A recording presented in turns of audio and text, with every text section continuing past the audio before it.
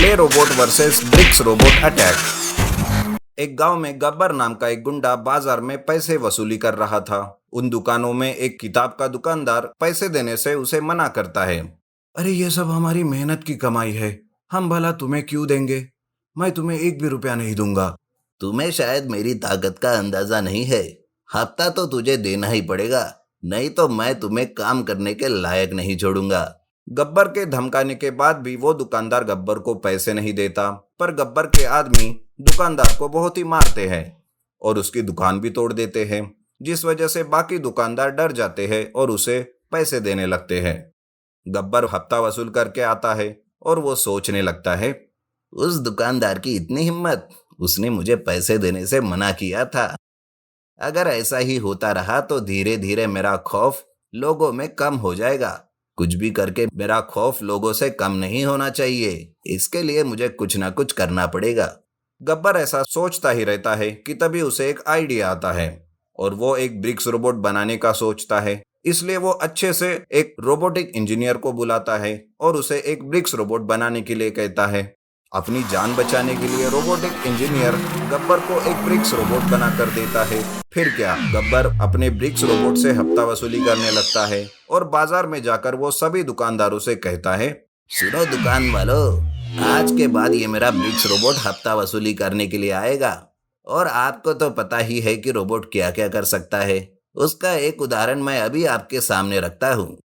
ऐसा कहकर गब्बर अपने ब्रिक्स रोबोट को एक्टिवेट करता है और उसे कहकर एक दुकान को तोड़ने के लिए कहता है। वो ब्रिक्स रोबोट उस दुकान को तोड़ने लगता है। उसी के साथ साथ दुकान के मालिक को भी वो खूब पीटता है। ये सब देखकर सभी दुकान वाले डर जाते हैं। तब गब्बर अपने ब्रिक्स रोबोट को रोकता है और कहता है, देख लिया ना सबने, किसी ने जरा भी ना कर दी ना तो ये रोबोट रुकने वालों में से नहीं है। तुम्हारी हड्डी पसली एक कर देगा मार मार के, समझे? ये बात ध्यान में रखना। उस दिन से सारे लोगों के मन में ब्रिक्स रोबोट का डर बैठ जाता है। गब्बर तो उस ब्रिक्स रोबोट का इस्तेमाल गांव वालों को डराने के लिए भी करने लगता है, जिस वजह से सभी लोग डर डर के जीने लगते हैं। उन्हें कुछ समझ में नहीं आता कि उस गब्बर का क्या किया जाए। तभी उसे गांव में रहने वाला सूरज नाम का लड़का शहर में इंजीनियरिंग पढ़ रहा था। उसे गब्बर के और उसके ब्रिक्स रोबोट के बारे में सब पता चलता है। मुझे मेरे गांव वालों के लिए कुछ तो करना पड़ेगा और किसी भी तरह उस गब्बर को और उसके ब्रिक्स रोबोट को रोकना होगा। सूरज ऐसा सोचकर अपना खुद का रोबोट बनाना शुरू करता है। दिन रात मेहनत करके अलग अलग नए फीचर्स डालकर पावरफुल क्ले रोबोट बनाता है और उस रोबोट को लेकर वो गांव में जाता है। उस दिन भी गब्बर अपने ब्रिक्स रोबोट के साथ दुकानदारों से हफ्ता वसूली कर रहा था। तब सूरज गब्बर को ललकारने लगता है, बेचारे गरीब लोगों को डराकर अपना काम कर रहे हो। अगर इतनी ही हिम्मत है तो मेरे इस क्ले रोबोट का सामना करके देखो, तभी मैं तुम्हें मानूंगा। अबे लेकिन तू है कौन बे चिलगोजे, जो मुझे ललकार रहा है? क्या तुम्हें मरने से डर नहीं लगता बे चूजे? तुझे इतना ही अगर मरने का शौक है तो आ जा, तुम्हें अभी दिखा दूंगा कि किसका रोबोट पावरफुल है। सूरज बड़ी हिम्मत करके गब्बर की बात मान लेता है। फिर उन दोनों ब्रिक्स रोबोट और प्ले रोबोट के बीच में फाइटिंग शुरू हो जाती है। दोनों भी रोबोट एक दूसरे पर बराबर अटैक करते हैं। गब्बर का ब्रिक्स रोबोट बहुत ही पावरफुल रहता है। वो प्ले रोबोट पर हमला करता है और उसे मारने लगता है, लेकिन मार मार कर वो थोड़ा कमजोर हो जाता है। उसके बाद क्ले रोबोट ब्रिक्स रोबोट को मारने लगता है। ब्रिक्स रोबोट के मुकाबले क्ले रोबोट उतना पावरफुल नहीं रहता, लेकिन वो जल्दी थकता नहीं। ब्रिक्स रोबोट के कमजोर हो जाने का फायदा क्ले रोबोट लेता है और उसे खूब मारने लगता है। धीरे धीरे ब्रिक्स रोबोट टूटकर नीचे गिर जाता है और इस तरह से प्ले रोबोट की जीत हो जाती है। यह सब देखकर गब्बर डर जाता है, लेकिन तभी उसे और उसके आदमियों को गांव वाले पकड़ लेते हैं और खूब पीटने लगते हैं।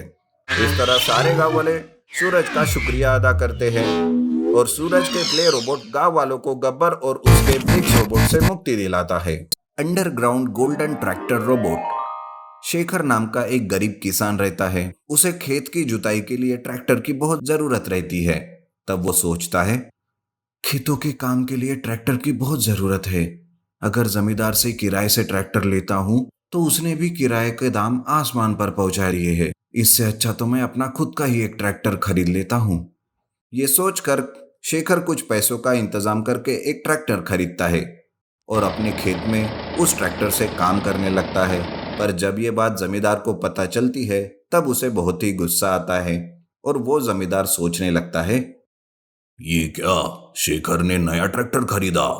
उसे देखकर बाकी किसान खुद के ट्रैक्टर खरीदेंगे। अगर ऐसा हुआ तो मेरा धंधा तो डूब ही जाएगा। कोई भी मुझसे मेरा ट्रैक्टर किराए से नहीं लेगा। मुझे किसी भी तरह उस शेखर को रोकना होगा। ऐसा कहकर जमींदार अपने आदमियों को बुलाता है और उन्हें शेखर के ट्रैक्टर को गायब करने के लिए कहता है। रात के समय में जमींदार के आदमी ट्रैक्टर को चुरा कर गांव से दूर एक सुनी जगह पर ले जाते हैं और वहीं पर एक बड़ा सा गड्ढा करके उसे अंडरग्राउंड में गाड़ देते हैं। और जमींदार खुश होकर सोचने लगता है,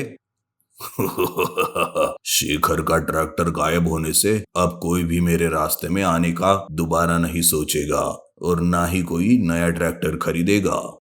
इस तरह जमींदार बहुत खुश हो जाता है।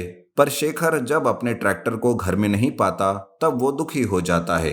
उसे सब पता होता है कि उसके ट्रैक्टर के गायब होने के पीछे जमींदार का ही हाथ है, पर वो कुछ नहीं कर पाता। इस तरह से कुछ दिन बीत जाते हैं। शेखर नाराज होकर अपने खेत में बैठा सोचता रहता है, अब मैं अपने खेतों में कैसे काम करूंगा। मेरी सारी जमा पूंजी मैंने उस ट्रैक्टर खरीदने में डाल दी। अब तो दूसरा ट्रैक्टर लेने के लिए पैसे भी नहीं है। क्या करूं, कुछ समझ नहीं आ रहा।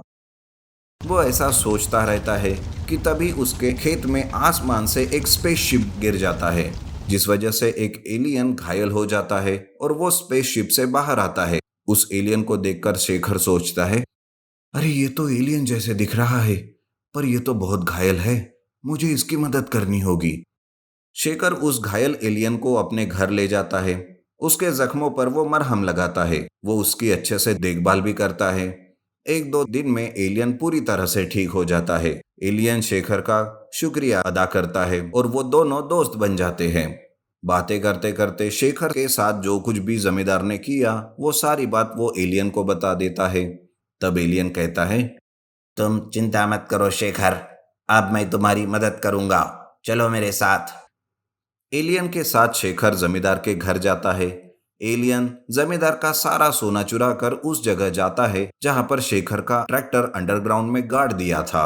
तब एलियन अपने पावर से सारे सोने को पिघला देता है और एक छोटा सा गड्ढा बनाकर सारा पिघला हुआ सोना उसमें डाल देता है।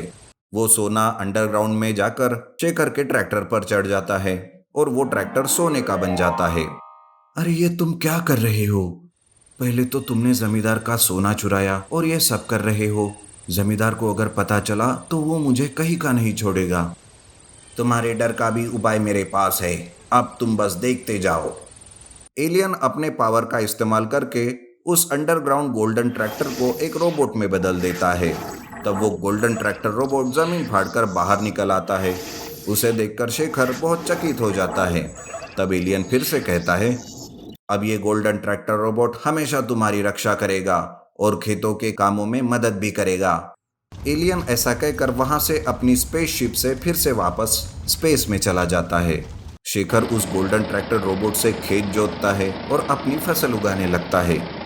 जब ये बात जमींदार को पता चलती है तब वो बौखला जाता है और कहता है, उस शेखर की इतनी हिम्मत कि मेरे घर से सारा सोना चुराए। पहली बार तो उसके ट्रैक्टर को अंडरग्राउंड में गाड़ दिया था, लेकिन अब तो मैं उस शेखर को ही जिंदा गाड़ दूंगा। जमींदार ऐसा कहते हुए अपने आदमियों के साथ शेखर को मारने उसके घर जाता है। तब उसे एक गोल्डन ट्रैक्टर दिखाई देता है। उसे देखकर जमींदार को और भी गुस्सा आता है। वो शेखर को घर के अंदर से बुलाता है और कहता है, शेखर के बच्चे, घर से बाहर निकल। मेरा सोना चुरा कर तुमने ये गोल्डन ट्रैक्टर खरीदा। मेरा सोना क्या अपने बाप का माल समझ रखा है तुमने? जमींदार के ऐसा कहते ही शेखर घर से बाहर आता है। तब जमींदार अपने आदमियों से कहकर शेखर को मारने के लिए कहता है, लेकिन जमींदार के आदमी शेखर को मारने से पहले ही गोल्डन ट्रैक्टर रोबोट में बदल जाता है और वो जमींदार के ही आदमियों को खूब पीटने लगता है। फिर वो रोबोट जमींदार को भी मारने लगता है। ये देखकर जमींदार के सारे आदमी भाग जाते हैं। तब जमींदार कहता है, अरे अरे शेखर मर गया रे, मेरी कमर तोड़ दी इस रोबोट ने, इसे रोको शेखर। शेखर अपने रोबोट को रोक लेता है। जमींदार वहां से भाग जाता है। उसके बाद वो शेखर और उसके गोल्डन ट्रैक्टर रोबोट के बीच में कभी नहीं आता। इस तरह शेखर बाकी किसानों की भी मदद करता है।